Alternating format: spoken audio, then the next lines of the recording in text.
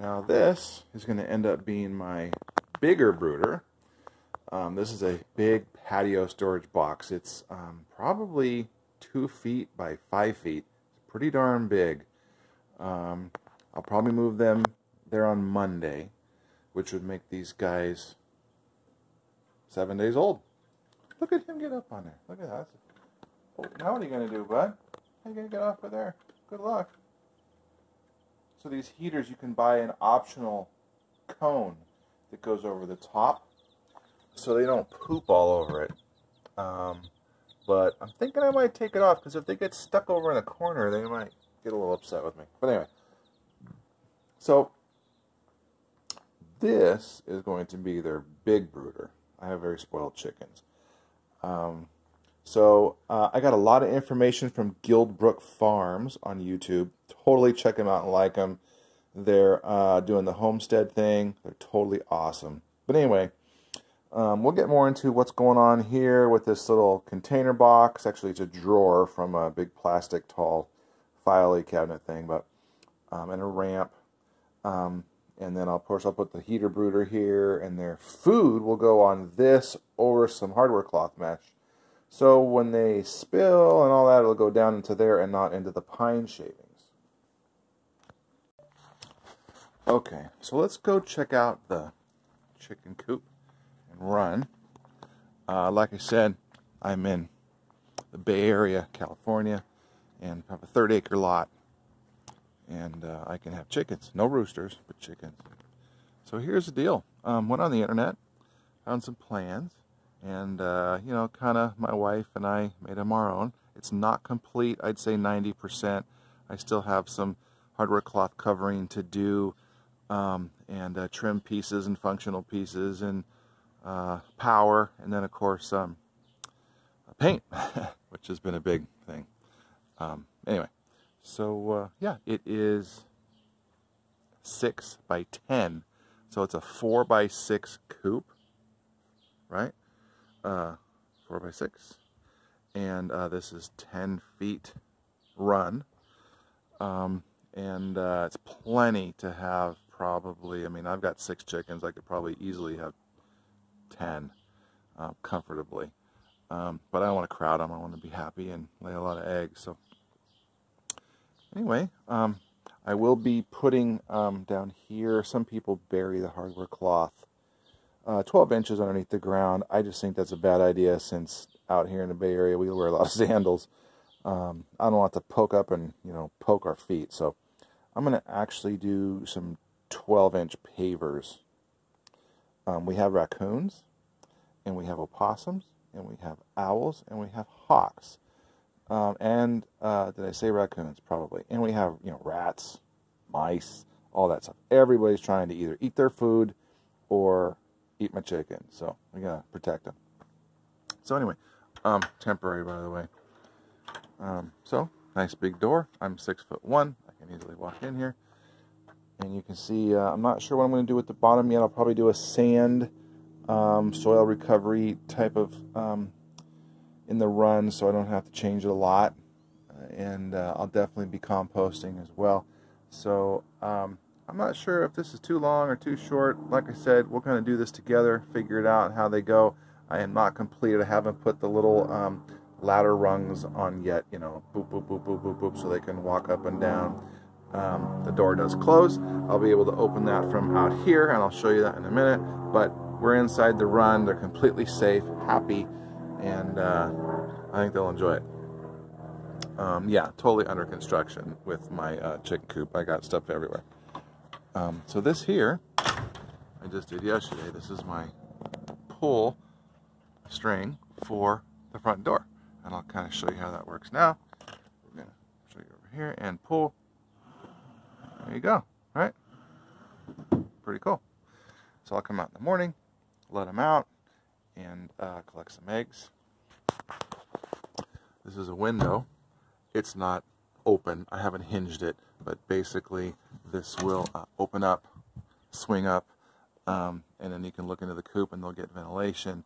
Those holes are always going to be there for ventilation. It gets hot in California, and it actually out here where we are, it gets down to a good 28 degrees sometimes. So they're definitely going to need to be warmer in here, so we want to make sure we cover up their coop. Another window as well.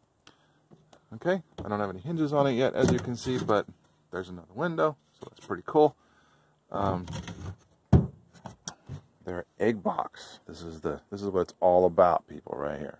So, yep, just like that. Lift it up, and I have it blocked because obviously for the first 4 to 5 months, they're not going to be laying eggs, and you don't want them to have access to the egg laying area, because then they just get comfortable with it as a bed, and it's not a bed, it's a place to go lay eggs. So that's what I read, that's what we're going to do. You'll see I put in, actually I didn't do linoleum, I bought a box for 28 bucks of tiles. They're like a linoleum stick-em tile stuff. Really cool, worked out perfect, no stapling, no nothing. I just cleaned the plywood really good, stuck them down. The best. I totally say do it. So this board will disappear when they're laying, and these boards are for clean out. I'll explain that in a minute. So let's shut this. And as far as the roof went, I went with the corrugated plastic roof. It was about $100 for everything I needed. I got the little, I don't know if you can see that,